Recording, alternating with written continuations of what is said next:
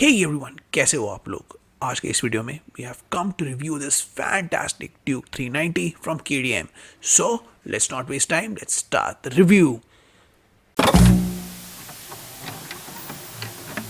हे guys, welcome back. ये है हमारे सामने केटीएम 390 और इसका रिव्यू करने वाले हैं और देखते हैं ये बाइक कैसी है 2024 में। तो सबसे पहले अपना रिव्यू स्टार्ट करेंगे with the design of the bike. Now in terms of design, as we start from the front, the LED headlamp here sticks out as a centerpiece of the bike. इसका जो melting matter design है वो बहुत ही cutting edge और brilliant है। Now उसके बाद when we move to the side, the flow of the design creates a compact and aerodynamic shape all around the bike. From the side इस bike का design clean neo modern design है with slick razor like curves all around. The paint job in the bike looks fresh and the graphics are clean and minimal. Now from the back, the bike rear lamp gives a clean, mean look, and from the right, the aerodynamic feel of the bike pops out, especially near the tank. इसका tank truly एक masterpiece है और हर angle से बहुत ही अच्छा लगता है. Now overall, the design philosophy as we see in the bike is modern, compact and lean. Now one of the other design features that pops out in the bike is the bright orange seat. इस seat का colour एकदम से आंख में जरूर लगता है, but once you get used to it, it looks quite funky. एक और फीचर जो इसका काफ़ी इंटरेस्टिंग डिज़ाइन फीचर है वो है इसका अंडरबेली एग्जॉस्ट, जो बहुत ही यूनिक और कॉम्पैक्ट है. Now I love the way the exhaust has been fitted onto the bike. Overall, the bike has a cutting edge aerodynamic design as expected from KTM. ये जो डिजाइन फिलोसफी है, it keeps getting better with every iteration and this one feels the same. Now in terms of design, we rated 4.6 out of 5. Now with the design done, let's talk about the performance of the bike. Now before we start with the performance, let's look at the features given in the bike. So with this done, let's talk about the actual performance of the bike. Now in terms of comfort, सबसे पहले as we sit on the bike, it feels quite comfortable for a rider. इसकी seat height है वो 800 mm to 820 mm adjustable है, जो कि काफ़ी अच्छी है फॉर मोस्ट राइडर्स. इसकी सीट काफ़ी वाइड भी है, जो इसे बहुत कंफर्टेबल बनाती है फॉर मोस्ट लॉन्ग राइड्स. इस बाइक की ग्राउंड क्लियरेंस 183 mm है, which is manageable for most Riders, और इसमें बहुत ही अच्छे और कंफर्टेबल एल्यूमिनियम फुट पैक्स दिए गए हैं for better ride and control. Now in terms of performance, as we flick it in the first gear, इसकी गियर शिफ्ट काफ़ी स्मूथ है. इसमें क्विक शिफ्टर प्लस दिया गया है to improve gear shifts and acceleration, जो कि विजिबल है when you ride the bike.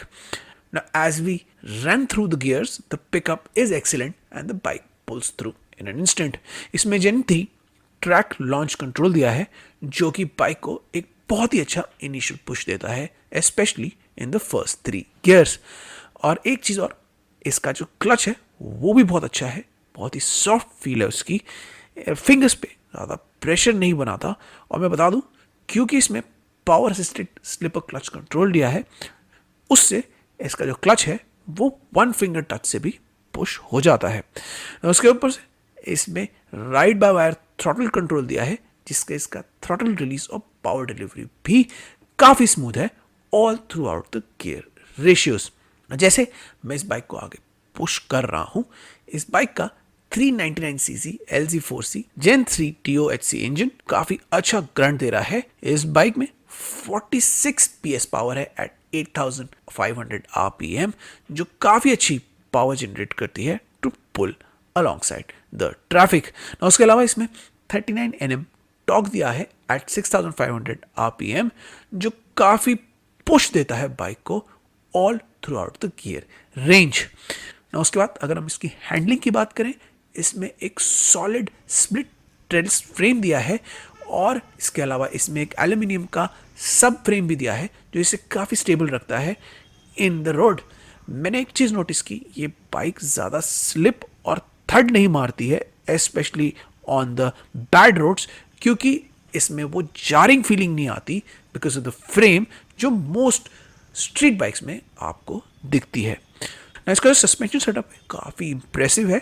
Front में 43 mm WP Apex USD forks लगे हुए हैं जो 5 क्लिक कंप्रेशन और रिबाउंड एडजस्टेबल हैं। इसके रियर सस्पेंशन में एक एडजस्टेबल WP Apex मोनोशॉक है जो अगेन 5 स्टेप रिबाउंड डैम्पिंग के साथ है और 10 स्टेप प्रीलोड एडजस्टेबल है। Now this setup gives excellent control to the bike on broken roads and potholes. ये जो सेटअप है वो इसके ट्रेलिस फ्रेम के साथ बाइक को काफ़ी सपोर्ट करता है और स्टेबल रखता है ऑन द रोड। ना इस बाइक की जो खास बात है वो इसकी ब्रेकिंग क्वालिटी है। इसमें फ्रंट ब्रेक 320 mm का है और वो एक रेडियली माउंटेड कैलिपर है। उसके अलावा इसमें जो रियर ब्रेक्स दिए गए हैं वो 240 mm के हैं और वो एक फ्लोटिंग कैलिपर सेटअप है जो इसके कंट्रोल ब्रेकिंग में काफ़ी मदद करता है। उसके अलावा इसमें कॉर्नरिंग ABS भी दिया है जो इसे काफ़ी अच्छी कॉर्नरिंग एबिलिटी देता है और इसमें एक 2 चैनल ABS भी दिया है विद सुपर मोटो मोड। इसकी वजह से इसका व्हील स्पिन और स्लाइड काफ़ी हद तक कंट्रोल हो जाता है। अगर आपको इसको सुपर मोटो ABS में चलाना है तो आप वो मोड ऑन कर सकते हो और आपको एक सडन चेंज दिखता है इसके एर्गोनॉमिक्स में। ओवरऑल जिस बाइक का कंट्रोल है वो इसकी USP है और वो हर तरीके से शाइन करता है। बाय द वे इसमें मीटी लाइट वेट रिजिड टायर्स लगे हैं जो बहुत ही अच्छे हैं और इसमें MTC traction control with spin adjuster function दिया गया है जो व्हील के एक्सेस स्पिन को बहुत अच्छा कंट्रोल करता है। नाउ फाइनली इसमें 15 लीटर का फ्यूल टैंक है with N expected mileage of 30 to 35 kilometre which is fantastic for a bike this size. Now overall this bike is a beast kept under control by KTM. इसकी जो dual personality है वो इसे एक बहुत ही interesting bike बनाती है for city roads and off road. Now this bike is brilliant in terms of performance with the control being the USP of the bike. Now in terms of performance we give it a fantastic 4.4 out of 5. Now performance के बाद let's now move on to the features given in the bike. देखते हैं इस bike में क्या क्या features दिए गए हैं। ना सबसे पहले इस बाइक में एक multi coloured 5 inch track screen दी गई है जो बहुत ही ब्राइट और अट्रैक्टिव है। The screen displays a plethora of info such as rev counter, lap timer, gear display and all sorts of rider aid settings. उसके अलावा इसमें 2 राइडिंग मोड्स दिए गए हैं, street and rain for the type of conditions you face.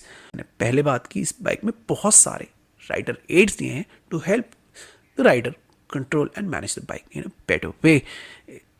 Rider aids such as launch control, cornering ABS, ride by wire throttle, quick shifter plus allow करते हैं rider को to manage the bike in a better way. ना ये bike E20 fuel compatible भी है। ना इसमें एक चार्जिंग पोर्ट भी दिया है by the way to charge your phone and to help you charge all sorts of devices not only your phone. In terms of additional safety इसका जो डुअल चैनल ABS सिस्टम है काफ़ी अच्छा है और वन ऑफ द बेस्ट है in class in this category of bikes.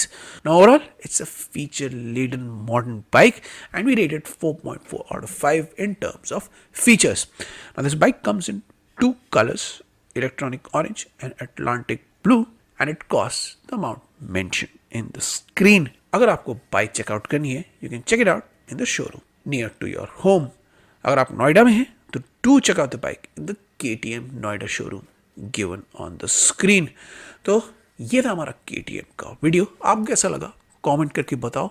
आपको ये बाइक कैसी लगती है? Do let us know, share your thoughts and comments and follow us on social media for more info on the bike.